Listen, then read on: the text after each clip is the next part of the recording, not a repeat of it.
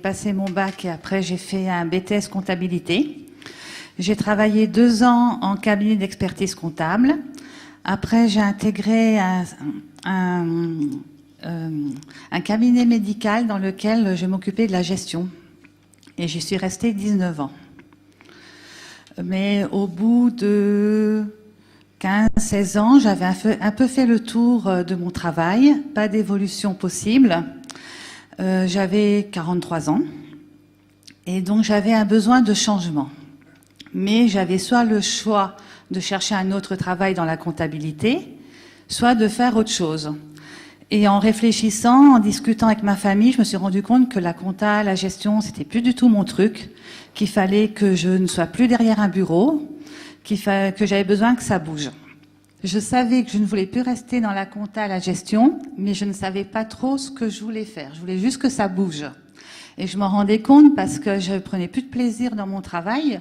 J'étais grognon. Voilà.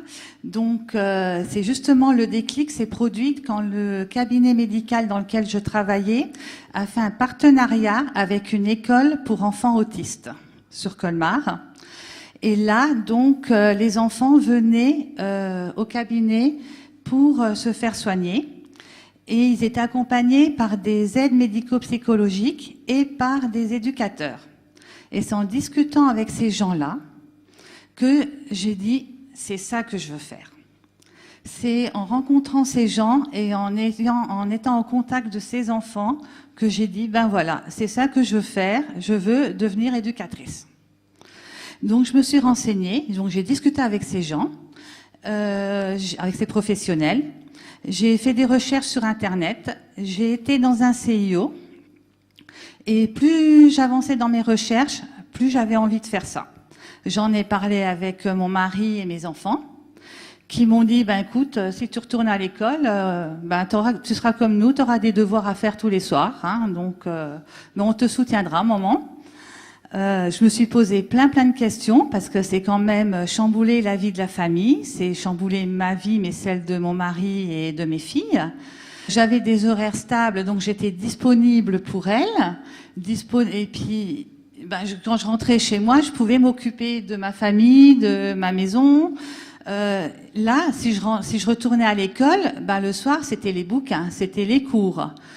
C'était aussi reprendre une formation pour adultes, donc partir en stage. Donc des changements au cours de ma formation. Changer de lieu stage, donc changer d'horaire, changer de... moi, devoir pouvoir m'adapter. Et est-ce que j'allais pouvoir gérer tout ça? Gérer moi, mon adaptation, mes cours, et ne pas en faire subir les conséquences à ma famille aussi. Donc, on en a beaucoup parlé. Plus j'avançais dans mes recherches, plus je leur en parlais à chaque fois.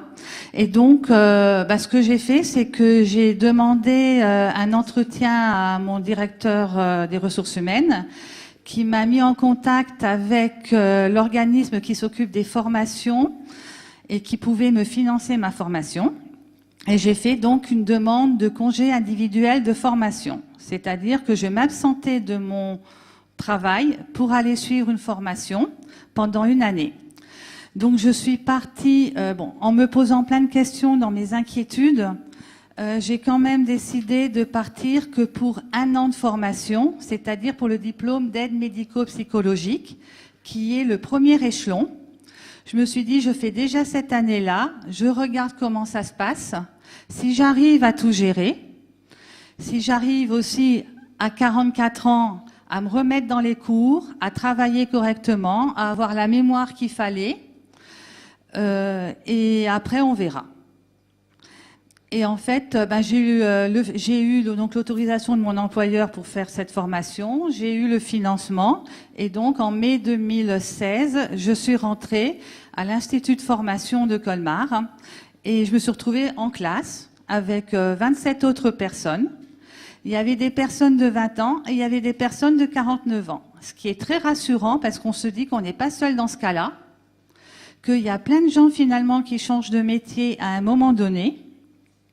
Et on a pu comparer nos expériences, on a pu s'entraider, se soutenir et ça a été une année formidable, très riche en rencontres, très riche en émotions.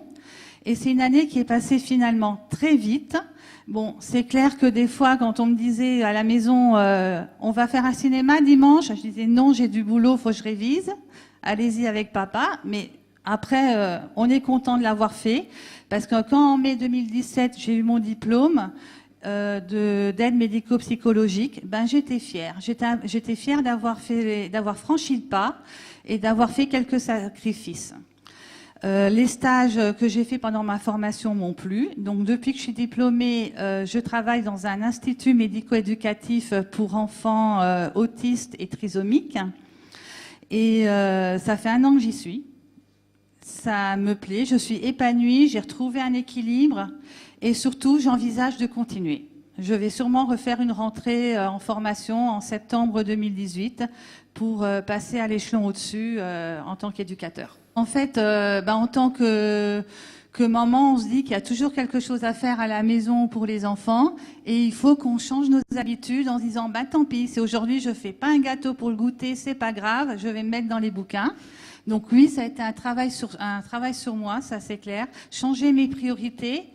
Mais après, non, j'arrivais à travailler au niveau de la mémoire et ça a été. J'avais un BTS et je suis partie donc pour une année de formation qui me donnait un diplôme niveau bac, donc en dessous de ce que j'avais.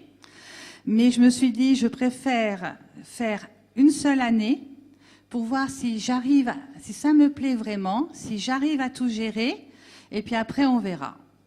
Et puis le résultat, c'est que finalement, je vais repartir pour 2 ans et puis pour avoir de nouveau un bac plus 3. Dans le contrat individuel de formation, en fait, on a le maintien de salaire.